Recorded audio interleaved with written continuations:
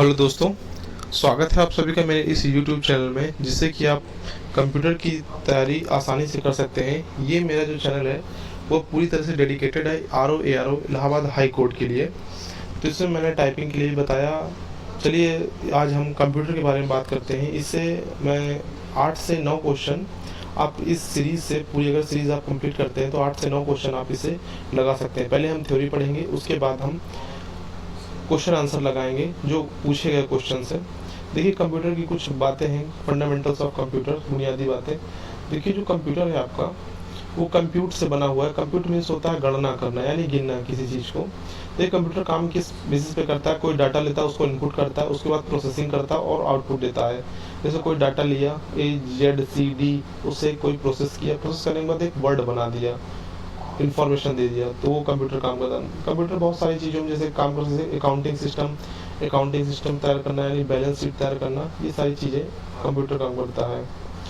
यदि जैसे balance sheet जो तैयार की जाती है, ये बहुत आसानी से इससे तैयार हो जाती है। जैसे कि आदमी जब या ह्यूमन बीइंग बनाएगा बैलेंस शीट, तो उससे बहुत मुश्किल से या गलती हो जाती है। इस वजह से कंप्यूटर बहुत आसानी से बैलेंस शीट बना सकता है। अगर ये बैलेंस शीट बिगड़ जाती है तो आसानी से सुधारा भी जा सकता है कुछ बटन से। देखिए शिक्षा के क्षेत्र में क्या है, छात्रों को बेहतर आसान तरीकों से शिक्षा प्रदान की जाती है और अधिक जानकारी प्राप्त करने से आदमी के हाथ में कंप्यूटर है, इंटरनेट है, तो आसानी से चीज़ें और अधिक जानकारी ली जा सकती हैं। जैसे विज्ञान के उसमें क्या क्षेत्र में, जैसे भूकंप और सुनामी जैसे प्राकृतिक आपदाओं को पूर्वानुमान लगाया जा सकता है। मनोरंजन में क्या है, कंप्यूटर हो गए, गेम्स हो गए, मल्टीमीडिया अनुप्रयोग, संगीत आदि की सुविधाएं मौजूद है। कंप्यूटर की देखिए विशेषता क्या है, कंप्यूटर की गणना करने की गति मानव की गणना करने की गति से कई गुना अधिक होती है। स्पीड बहुत तेज होती है कंप्यूटर की। उसके बाद देखिए शुद्धता, एक्यूरेसी, कंप्यूटर से जो हम परिमाण पाते हैं वह शुद्ध होते हैं। साथ ही यह आवश्यक है कि आधिकारिक शुद्ध परिमाणों के लिए कंप्यूटर इनपुट किया गया डाटा शुद्ध होना चाहिए। अगर हम डाटा बिल्कुल एक्टिव डाटा देते हैं शुद्ध, यानी तो हमको जो प्रोडक्ट मिलेगा, यानी जो प्रोसेस फाइल प्रोसेस होकर जो चीज़ें मिलेगी वो भी बिल्कुल शुद्ध रहेगी। देखिए स्टोरेज क्षमता भी बहुत होगी, क्योंकि हार्ड डिस्क अगर डालते हैं तो जो चीज़ें हमको प्रोसेस होकर डाटा मिलता है वो बिल्कुल हमको सही डाटा मिलता है। इसलिए बहुत हम रिलायबल है इसमें। मतलब बहुत देशी, मतलब बहुत सारे काम कंप्यूटर हमारे कर सकता है। जैसे कि संगीत सुन सकते हैं, सूचना संचय करने, फिल्म देखना, मकान का नक्शा आदि कंप्यूटर का प्रयोग किया जाता है। अब नेक्स्ट आ जाता है डाटा एवं सूचना। डाटा क्या है? असिद्ध तथ्य, अंक और सांख्यिकी का समूह जिस पर प्रक्रिया करने में अर्थपूर्ण सूचना प्राप्त। जैसे कोई अनप्रोसेस्ड डाटा है, उसके बाद उसमें कुछ प्रोसेस किया गया तो एक प्रोसेस डाटा निकलता है, वही डाटा है। प्रक्रिया क्या है? डाटा कैसे अक्षर से सांख्यिक किसी चित्र को सुव्यवस्थित करना। जैसे मान लीजिए इसमें पूरा ये बताया गया है, जैसे हमारे पास A से Z तक की स्पेलिंग है, आपका नाम बना लिखना है। जैसे किसी का नाम हो गया अनुपम, ANUPAM, तो जो ये अनुपम लिख के आया है ये प्रोसेस्ड डाटा है, ठीक है।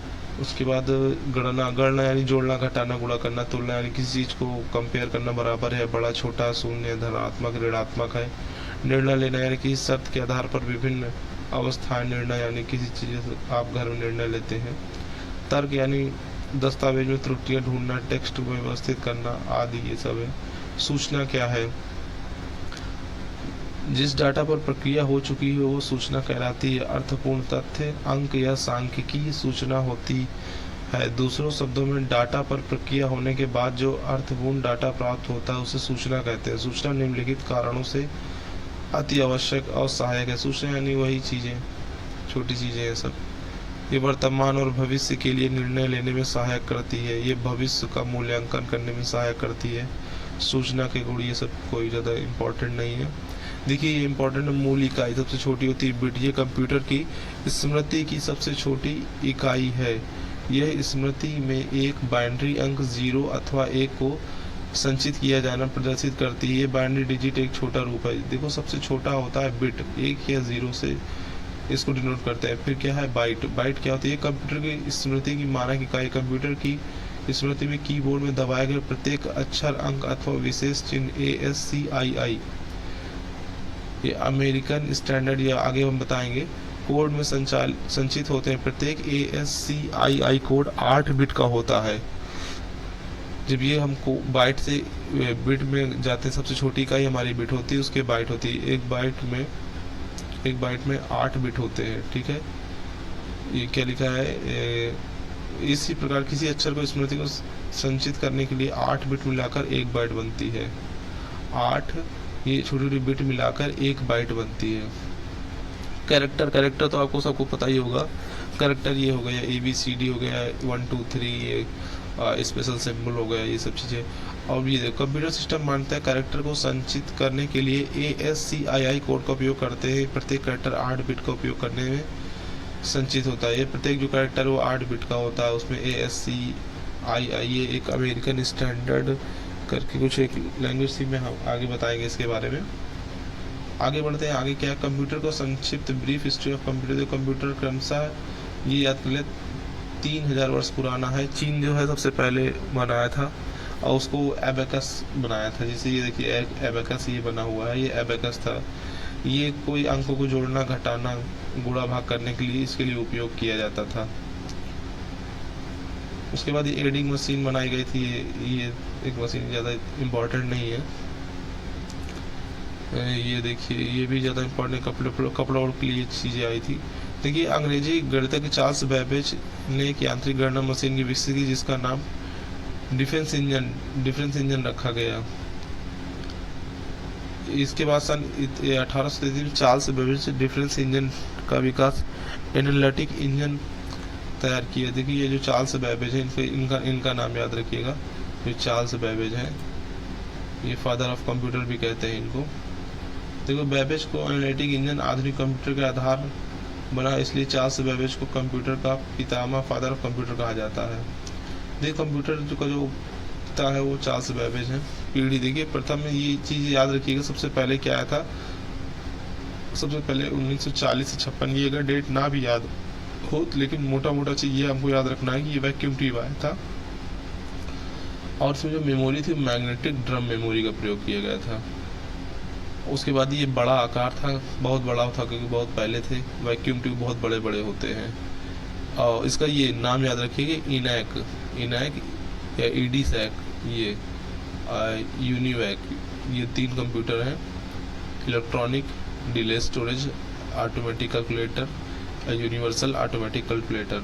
सेकंड में क्या आया था, सेकंड जनरेशन में वैक्यूम ट्यूब की जगह ट्रांजिस्टर का प्रयोग होने लगा था। जैसे पहले वैक्यूम ट्यूब होता था, अब ट्रांजिस्टर का प्रयोग होने लगा था। और मैग्नेटिक टेप, जैसे कि आप पहले कैसेट नहीं चला करती थी, मैग्नेटिक टेप वाली जो कैसेट चलती थी, रील चला करती थी, उसमें ऊपर से 2 वो होती थी उसमें गोल गोल घुमाने वाली, वो यूज़ होने लगी इस सेकंड जनरेशन में। और इसकी जो आकार है वो इससे थोड़ा छोटा होने लगा, जैसे कि IBM 1620, IBM 7094, यूनिवैक 1108। ये हमको कुछ मोटी चीज़ें याद करना, सब कुछ चीज़ें नहीं याद करना है। और 1-2 बार देखेंगे तो चीज़ें आपको याद हो जाएंगी। मान लीजिए इसको यदि याद कर लेंगे, उसके बाद वैक्यूम ट्यूब, मैग्नेटिक, ये ठीक है। और ये इनियक, ये इनका नाम याद कर लेंगे। ये पिछली बार पूछा गया था आपके RO में, इलाहाबाद हाई कोर्ट में। देखो थर्ड जनरेशन का था इंटीग्रेटेड सर्किट होता है। जैसे आपको पता है आजकल वो जो चल गई नहीं IC, सबके मोबाइल में IC लगी होती है। इंटीग्रेटेड सर्किट हो गई, ऑपरेटिंग सिस्टम आने लगा बेसिक, और मिनी कंप्यूटर्स जैसे कि बहुत छोटे आकार में आने लगे। चौथी में क्या हुआ, वेरी लार्ज स्केल, बहुत बड़े स्केल में बनने लगे इंटीग्रेटेड सर्किट, मतलब IC। यहाँ ज़्यादा IC नहीं होती थी, यहाँ बहुत ज़्यादा IC लगने लगी। तो चीज़ें माइक्रो प्रोसेसर और सेमीकंडक्टर के पदार्थ में मेमोरी के रूप में माइक्रो प्रोसेसर हो गया, सेमीकंडक्टर के रूप में। ये सब इनके spreadsheet, database, software, graphics user, ये सब चीज़ें होने लगी। उसके बाद ये गति तेज हो गई थोड़ा, जैसे माइक्रो कंप्यूटर्स। ये मिनी है, ये माइक्रो है। ये ऊपर वाला थर्ड जनरेशन की थी वो मिनी थी, ये वाली माइक्रो कंप्यूटर है। 5वीं पीढ़ी के आया मल्टीमीडिया, ये सब optical disc, parallel processing hardware, ये सब आने लगे। इंटरनेट चलने लगा, मल्टीमीडिया जो आज चल रहा है मल्टीमीडिया हो गया। आर्टिफिशियल इंटेलिजेंस हो गया, सॉफ्टवेयर, C++, जावा नेट। ये काफ़ी छोटे बनने लगे क्योंकि आजकल टेक्नोलॉजी इतनी ज़्यादा हो गई कि चीज़ें चीज़ें थोड़ा छोटी बनने लगी। उसके बाद जैसे नोटबुक, पॉम टॉप, सुपर नोटबुक जैसे छोटी सी सुपर कंप्यूटर हो गया। जैसे ये देखिए क्या है कि हेलेरिक सेंसर टेबुलर, ये क्या है, ठीक है, IBM। देखिए उस समय एक 1990 में एक अमेरिकन कंपनी थी IBM। ये IBM जो थी वो हार्डवेयर और सॉफ्टवेयर निर्माण करने की सबसे बड़ी कंपनी थी। ये थोड़ा याद रखना हमको, ये IBM एक कंपनी थी, अमेरिकन कंपनी थी। हाँ बस इस आगे चलते हैं। देखिए सन 1944 में IBM इंजीनियरिंग का हार्वर्ड आइकेन में एक मशीन की विकसित जिसका नाम ऑटोमेटिक सीक्वेंस कंट्रोल कैलकुलेटर, ठीक, बाद में मशीन का नाम मार के रखा गया। यह विश्व का पहला इलेक्ट्रॉनिक मैकेनिकल कंप्यूटर था, ये याद रखना है, विश्व का पहला इलेक्ट्रॉनिक मैकेनिकल कंप्यूटर था। इसमें 500 मील की लंबाई तार, ये ठीक है, ये देखिए ये एक मार्क 1 है। विश्व में प्रयोग कंप्यूटर दूरभाष 1940 में दशक में अंतिम वर्ष में था, लेकिन भारत ने अपने पहला कंप्यूटर, देखो भारत ने जो अपना पहला कंप्यूटर 1956 में बनाया नहीं था, 10 लाख रुपए का खरीदा। इस कंप्यूटर का नाम HEC-2M था तथा इसे कोलकाता स्थित भारतीय सांख्यिकी संस्थान इंडियन स्टैटिस्टिकल इंस्टीट्यूट में रखा गया। 1956 में याद रखना है कि हमारा सबसे पहला कंप्यूटर कौन सा था, HEC-2M 1940 में। उसके बाद ये देखिए ट्रैफिक के बाद का पहला स्वदेशी निर्मित कंप्यूटर है, ये हमारा स्वदेशी निर्मित कंप्यूटर है, TIFRAC टिफरैक है, 1962 में आया था। उसके बाद ये अमेरिका ने बना दिया था परम, सुपर कंप्यूटर था इसके पास, ये परम बना दिया था 1980 में। और इसके आगे देखिए जो ये परम है, वो परम जैसे कि परम 8000 परम श्रृंखला का पहला सुपर कंप्यूटर जिसका विकास इतने में किया गया, तो भारत का पहला स्वदेशी निर्मित कंप्यूटर सुपर माना जाता है। देखिए भारत का पहला स्वदेशी निर्मित कंप्यूटर सुपर कंप्यूटर, ये भारतीय सॉफ्टवेयर प्रौद्योगिकी पार्क STPI 1951 में भारत सरकार सूचना प्रौद्योगिकी सोसाइटी ऑफ रूप में सॉफ्टवेयर प्रौद्योगिकी STIP, ये 1951 में एक पार्क जो सॉफ्टवेयर के लिए एक पार्क बनाया गया, जैसे कि मान लीजिए कहीं वही चीज़ होता हो।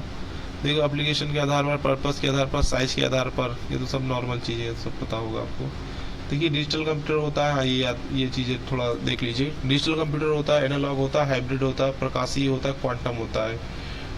डिजिटल का अर्थ होता है डिजिटल कंप्यूटर अंकों को गणना करते हैं, कंप्यूटर डाटा प्रोग्राम 0 तथा 1 में परिवर्तन कर इलेक्ट्रॉनिक के रूप में आते हैं। डिजिटल कंप्यूटर में सभी निर्देश तथा आंकड़े बाइनरी डिजिट के रूप में सुरक्षित होते हैं। डिजिटल कंप्यूटर में जो डिजिट होते हैं वो बाइनरी रूप में सुरक्षित होते हैं। जैसे ये डिजिटल कंप्यूटर हो गया हमारा। एनालॉग कंप्यूटर क्या होता है? एनालॉग कंप्यूटर किसी भौतिक या राज इलेक्ट्रॉनिक एनालॉग तापमान, जैसे कि मान लो कोई चीज़ है, तापमान, दाब इत्यादि एनालॉग कंप्यूटर में लगातार संकेत सिग्नल के रूप में मिलती है। जैसे उसमें हमको 1 और 0 वो मिलता था डिजिटल, इसमें जैसे हम तापमान देखते हैं या हम दाब देखते हैं, ये एनालॉग होते हैं। एनालॉग मतलब जो हम इसमें टेम्परेचर हो गया, और एनालॉग में ये सब चीज़ें, जैसे स्पीडोमीटर हो गया, वोल्टीमीटर वोल्ट नापता है, इसमें कोई 0 और 1 तो ऐसा है नहीं। सन डायल जो होता है मान लीजिए लाइट के हिसाब से चलता है, थर्मामीटर हीट के हिसाब से चलता है, इसीलिए ये एनालॉग कंप्यूटर है। उसके बाद ये देखिए हाइब्रिड कंप्यूटर वो होते हैं जो एनालॉग और डिजिटल दोनों होते हैं। तो ये देखिए ये कंप्यूटर ये हाइब्रिड एनालॉग, मतलब इसमें आप प्रेशर और दाब हो गया, ताप हो गया, ये सब चीज़ें भी, और ऊपर से आपको जो 0 और 1 डिजिट होते हैं, डिजिटल कंप्यूटर का जो काम होता है वो दोनों काम करता है। हाँ चीज़ होता है, जो डिजिटल कंप्यूटर होता है उसका जो एक्यूरेसी होता है बहुत अच्छा होता है, और जो एनालॉग कंप्यूटर होता है उसकी एक्यूरेसी थोड़ा कम होती है, क्योंकि दाब थोड़ा बहुत अंतर आता रहता है आगे पीछे, लेकिन अगर 1 है तो 1 ही रहेगा, अगर 0 है तो 0 ही रहेगा। तो इसलिए डिजिटल कंप्यूटर जो है वो ज़्यादा सक्सेसफुल हुए। उसके बाद तीसरे नंबर पर आता है प्रकाशीय कंप्यूटर। देखिए प्रकाशीय कंप्यूटर कुछ नहीं, ये जो कंप्यूटर जो चलते हैं विजुअल लाइट या इंफ्रारेड लाइट के हिसाब से ये लोग चलते हैं, मतलब जैसे फोटोन, कितना फोटोन उत्पन्न होता है, इन द सेंस एक ऐसा सोच सकते हैं जैसे कि सोलर पैनल में जितना लाइट पड़ती है उतनी बिजली बनाता है, तो जितनी ज़्यादा लाइट पड़ेगी उतनी ज़्यादा बिजली बनाएगा, बस वही फोटोन के हिसाब से। ये इलेक्ट्रॉनिक तुलना फोटोन का प्रयोग उच्च हाइट बैंडविड्थ प्राप्त करने के लिए फोटोन कंप्यूटर, ठीक है, ये सब कुछ ठीक।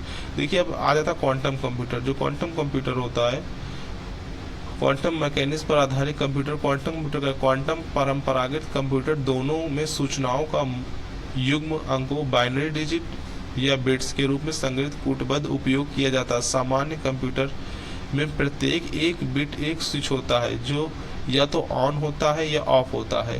क्वांटम कंप्यूटर में ये स्विच ऑन ऑफ होते ही हैं, साथ ही इनकी एक तीसरी अध्यारोपित स्थिति होती है जिसमें वे ऑन या ऑफ एक साथ हो सकते हैं। इससे अतिरिक्त देखिए यहाँ से आप समझ सकते हैं, ये देखिए जैसे ये एक कंप्यूटर होगा, ये या ऑन होगा या ऑफ होगा, ऑफ होगा या ऑन होगा, मतलब ये ऑफ या ऑन।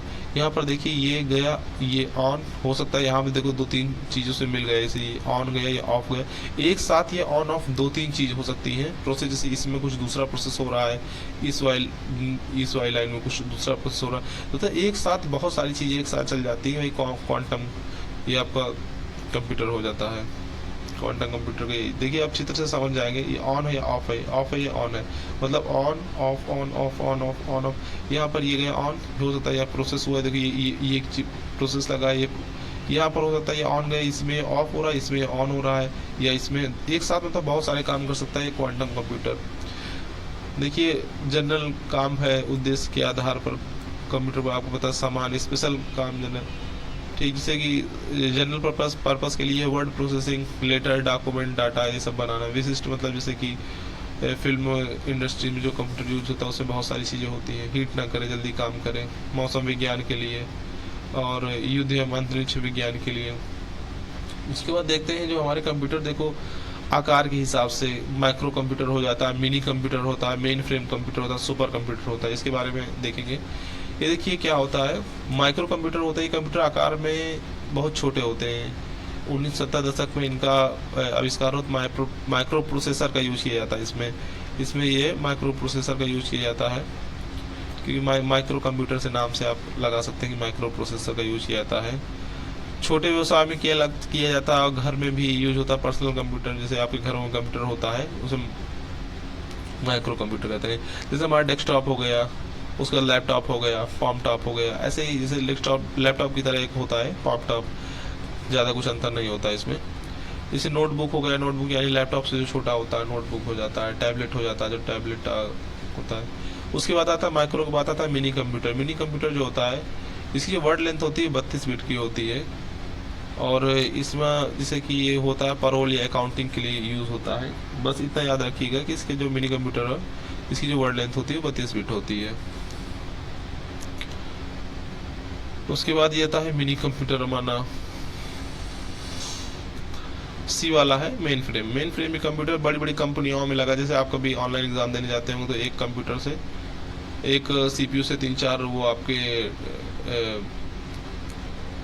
डिस्प्ले यानी मॉनिटर जुड़े होते हैं, उसे हम मेन फ्रेम कंप्यूटर उपयोग बड़ी कंपनियों ऑफिस में सर्वर कंप्यूटर के लिए प्रयोग की जाती है। इसकी कार्य क्षमता मिनी कंप्यूटर से बहुत अधिक होती है। इस कंप्यूटर में एक साथ कई यूजर्स लॉगिन कर सकते हैं, मेमोरी बहुत अधिक होती है। बस ये कि एक साथ बहुत सारी चीज़ें हो सकती हैं मेन फ्रेम कंप्यूटर, यानी मेन फ्रेम में ये रहेगा अगल बगल और सारी चीज़ें एक साथ बहुत ज़्यादा जगह लॉगिन किया था।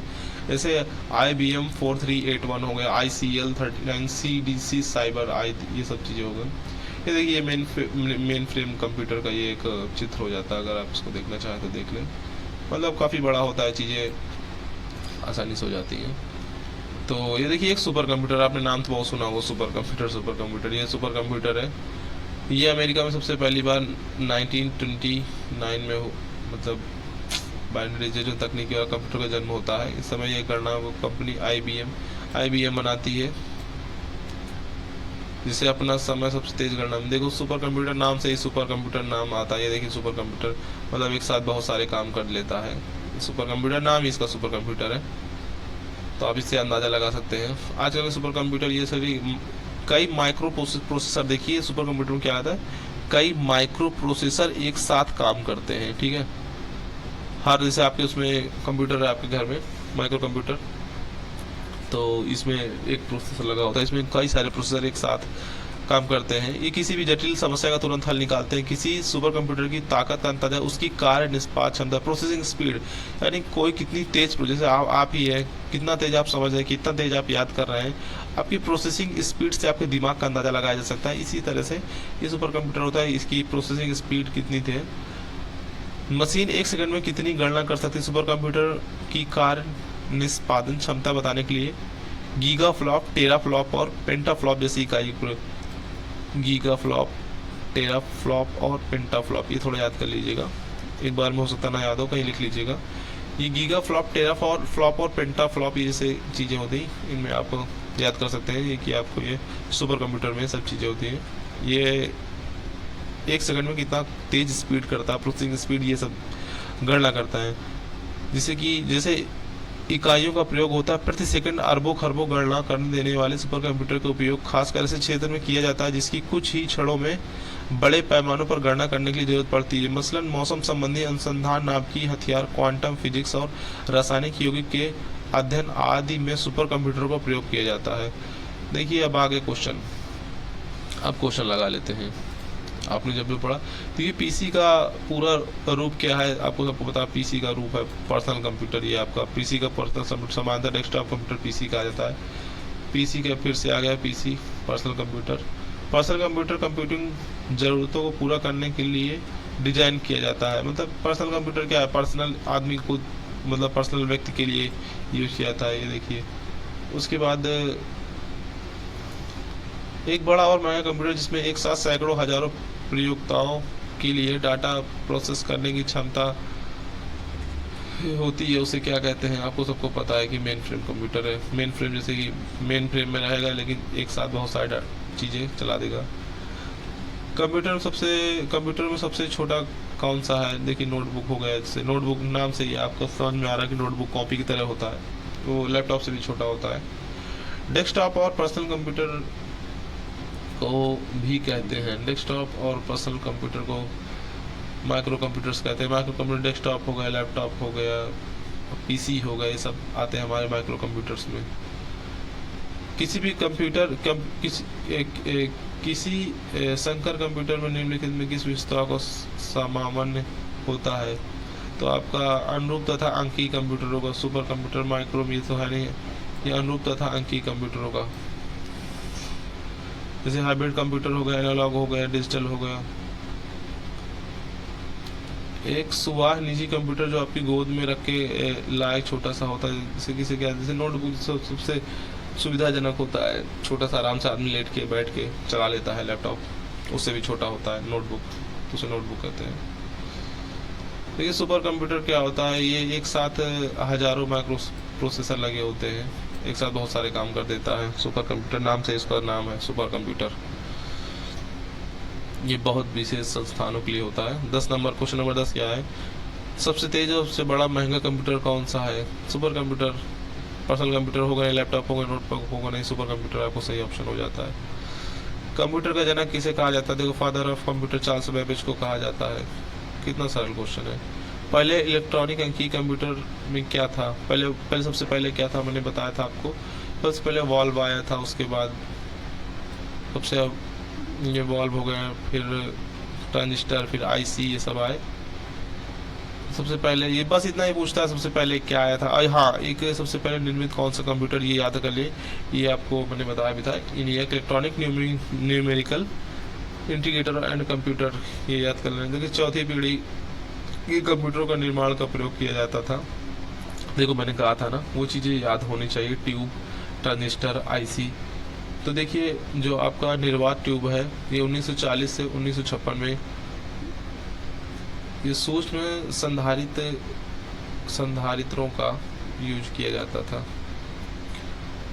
चौथी पीढ़ी में ये जो चार्ट बना था, चार्ट एक बार देख लेंगे आप सही से, तो चीज़ें आपको समझ में आएंगी। देखिए दूसरी पीढ़ी के कंप्यूटरों का काल क्या था, ये ईयर देखो यहाँ पूछ लिया है। देखो 1956 से 1963। चार्ल्स बेबे ने कौन सी मशीन बनाई थी, विश्लेषिक इंजन बनाया था। आप एक बार उसको रिवाइज करेंगे, चीज़ें आ जाएंगी। ऐसा नहीं कि एक बार में आपको पढ़ लेंगे, आप कोई सुपर कंप्यूटर नहीं कि आपको एक बार में चीज़ें लर्न हो जाएंगी। तो इसमें घबराने वाली कोई बात नहीं है। अनेक घरेलू उपकरणों में निर्मित छोटे और सस्ते कंप्यूटर किस प्रकार होते हैं? घरेलू में कौन से होते हैं? Main frame, mini computer, micro computer. ये है माइक्रो कंप्यूटर। माइक्रो कंप्यूटर होते हैं आपके घर में।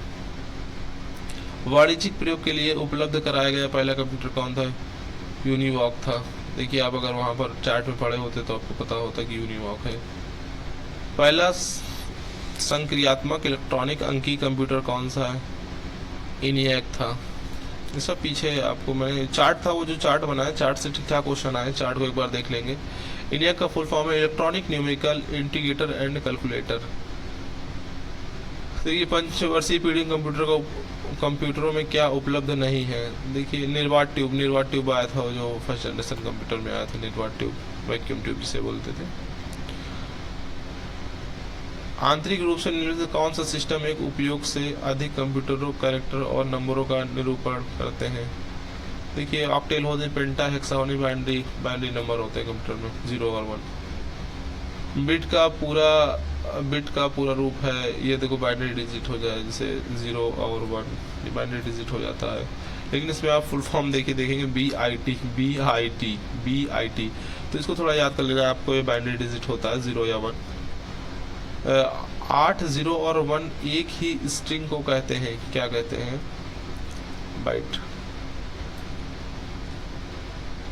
निम्न में किसका संबंध कंप्यूटर से नहीं है? जैसे कि बिट हो गया, पेंसिल कहाँ होगा? माउस, बाइनरी, ये सब कंप्यूटर से, पेंसिल लिखने वाली चीजें।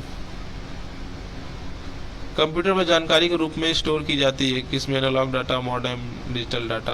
मॉडेम तो मान लो डाटा चलाने में, वर्ड्स डाटा।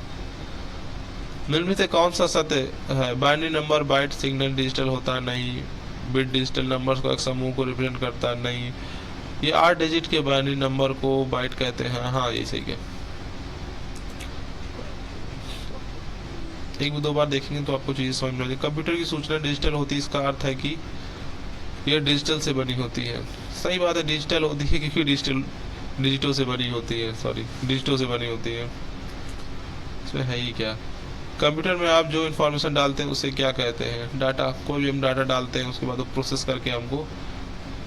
करके हमको दे देता है। 28 क्वेश्चन है। कंप्यूटर द्वारा सूचना में प्रोसेस किया जाता है, क्या डाटा प्रोसेस किया जाता है और क्या किया जाता है?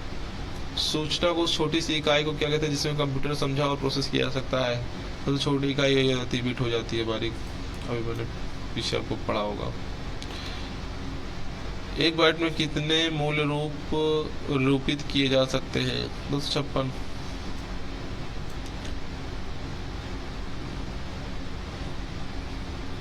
एक बिट की इकाई बाइट होती है, इसे 8 बिट होते हैं। इसके बाइट की इकाई पावर ऑफ 2 की पावर n के तहत 0 से 256 तक कुल 256 मूल निरूपित किए जाते हैं बाइट से। एक बड़ी इकाई क्रमशः किलोबाइट, मेगाबाइट, गीगाबाइट, टेराबाइट और पेंटाबाइट होता है। जैसे पेंटाबाइट हो गया, हेक्साबाइट हो गया, ये सब सुपर कंप्यूटर में आ जाते हैं।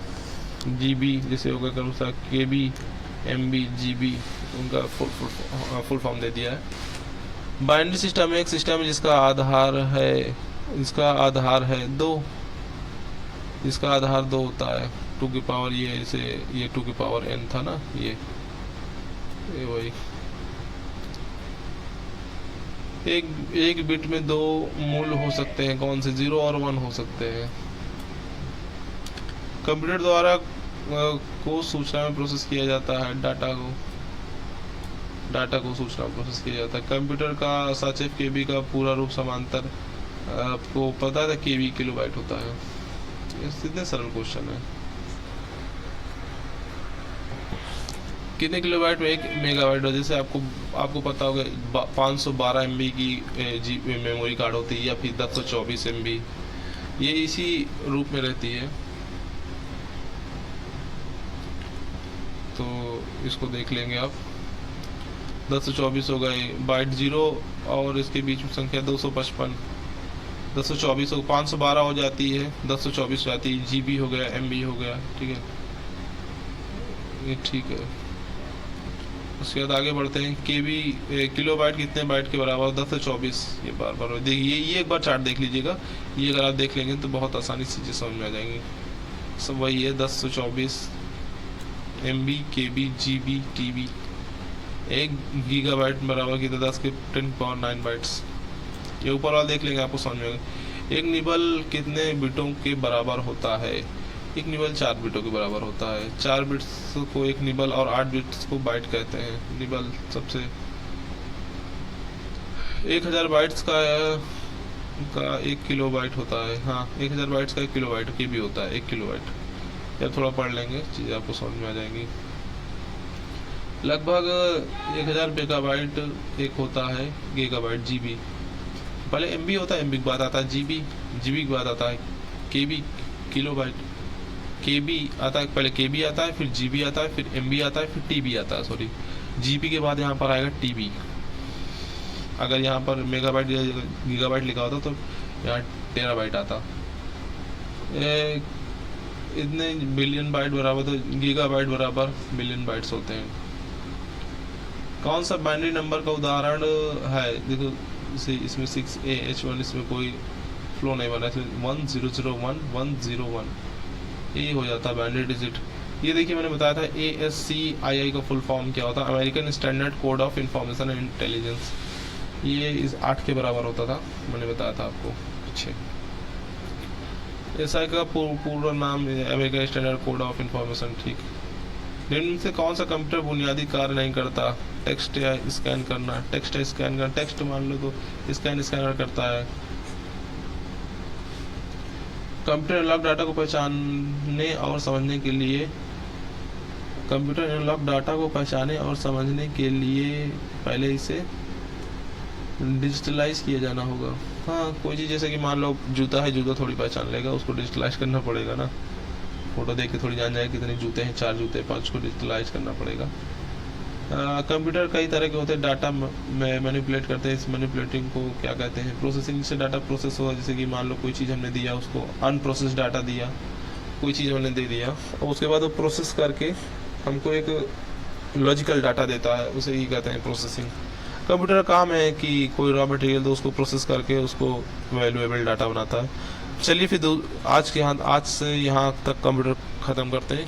कल से दूसरा टॉपिक शुरू करेंगे। कल का है कंप्यूटर स्ट्रक्चर का शुरू करेंगे। तो चलिए, thank you very much for discussion.